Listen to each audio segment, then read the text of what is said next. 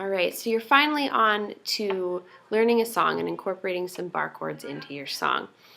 The important thing to know, I think I mentioned this in an earlier video, is you wouldn't normally use 100% bar chords in a song. There might be a situation if you're kind of just shifting back and forth between two that you might want to do that, but for the most part you're going to use a mixture of open chords and bar chords. How do you determine if you should use a bar chord? There's some situations where you'll have to. So for example, a chord like F sharp. F sharp is used a lot. F sharp minor is used a lot. And there's not an open chord for that. And so in that case, you'll use a bar. A sharp looks like, shoot, there we go.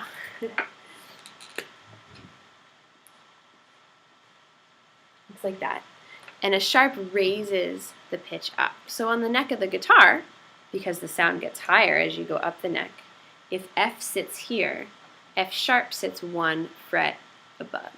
So if this is F, this is G, F sharp is in between. Okay. You'll also sometimes see flatted chords, like a B flat or an A flat. Flat looks like this. And a flat makes the sound a half step lower. So for example, if you had a G flat, you would need to take one step up towards the tuning pegs on your guitar in order to play it flat. Because as you go away from the sound hole, the sound gets lower. Okay? So that's a situation where you have to use a bar chord. There might be other situations, like I mentioned, where you're just moving really quickly back and forth, where it might be easier to just make a shift like this and keep your hand set, as opposed to doing a really big jump like this. So that's something that you can decide as a musician and as a performer. Lastly, something that's kind of cool is a lot of times you'll have chords that will sit adjacent on your 6th string and your 5th string. So you can do something like keep the bar set on the 3rd fret, and just by changing the shape underneath, you can change the chord. And so that might be something that is easier than a big switch for open chords as well.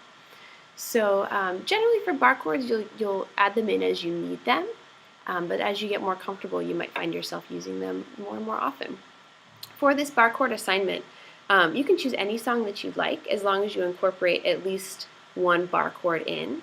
And so that bar chord could be anything. It could be a G, it could be a C, an A.